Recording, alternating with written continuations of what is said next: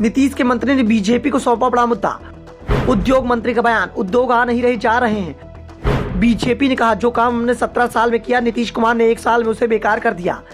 बिहार में महागठबंधन की सरकार में घमासान मचा हुआ है। बीजेपी को घेरने का मौका सरकार के महागठबंधन के नेता ही दे रहे हैं। आरजेडी के नेता जिस तरह से बयान दे रहे हैं उससे बीजेपी के पास मुद्दों की कोई कमी दिखाई नहीं दे रही। सुधाकर सिंह तो पहले से ही किसानों के मामले में अपनी ही सरकार को घेरने में जुट गए थे कि शिक्षक चंद्रशेखर ने रामायण को ही निशाने पर लेकर पूरी कसर पूरी कर दी। हालत ये हो गई है कि अपने शिक्षा मंत्री को सदन में बोलने से रोकने के लिए आरजेडी और जेडीयू ने हाथ मिला लिया है। तो उद्योग मंत्री के द्वारा ऐसा बयान दे दिया गया कि नीतीश कुमार के साथ साथ आरजेडी भी दबाव में आ गई। मुद्दा कानून व्यवस्था का बन गया है। नीतीश कुमार का सुशासन राज सबके निशाने पर आता दिखाई दे रहा है। बीजेपी सवाल कर रही है कि जब मंत्रियों को ही सरकार पर भरोसा नहीं रहा तो आम जनता को कैसे होगा।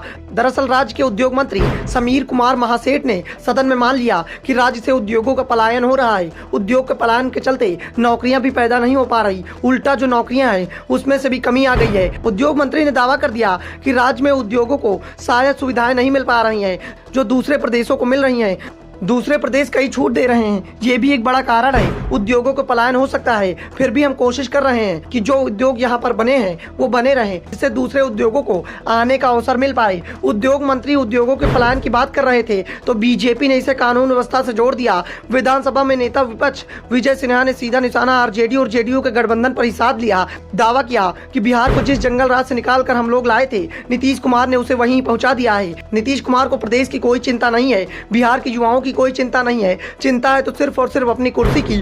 कुर्सी कैसे बची रहे, नीतीश कुमार बस यही काम कर रहे हैं। कुर्सी के खातिर ही उन्होंने आरजेडी नेताओं को पूरी तरह से छूट दे दी है, जिस कारण से आज कानून व्यवस्था की स्थिति बेहद खराब हो गई है। कोई भी उद्योगपति बिहार आने को तैयार दिखाई नहीं दे रहा और जो बिहार में है वो यहाँ से कारोबार समेटने की पूरी तैयारी कर रहा है। उद्योग मंत्री खुद ही कह रहे हैं कि उद्योगों का यहाँ से पलायन हो रहा है और बीजेपी नेता ने कहा कि मौजूदा महागठबंधन की सरकार में ना तो निवेशक आएंगे, ना उद्योग लगेगा और ना ही रोजगार और नौकरियां मिल पाएंगी। मुख्यमंत्री नीतीश कुमार का शासन कुशासन में तब्दील हो गया है। बिहार में अब अपराध ही मुख्य उद्योग बन चुका है, जिससे निवेशक और आम जनता भी पलायन करने को मजबूर हो गई है। विपक्ष के नेता ने कहा कि एनडीए सरकार में बिहार में उद्योग का शानदार माहौल बन गया था। बड़ी संख्या में देश के अलग अलग हिस्सों से निवेशक बिहार में आने लगे थे और कहा जा रहा था कि बिहार एक अच्छी राह की ओर अग्रसर हो रहा है। पिछली एनडीए की सरकार में तत्कालीन उद्योग मंत्री सैयद शाहनवाज हुसैन के प्रयासों से 17 इथेनॉल प्लांट की स्थापना स्वीकृत मिल गई थी, लेकिन कुर्सी के मोह में मुख्यमंत्री ने महागठबंधन की सरकार बनाई और आज इसका परिणाम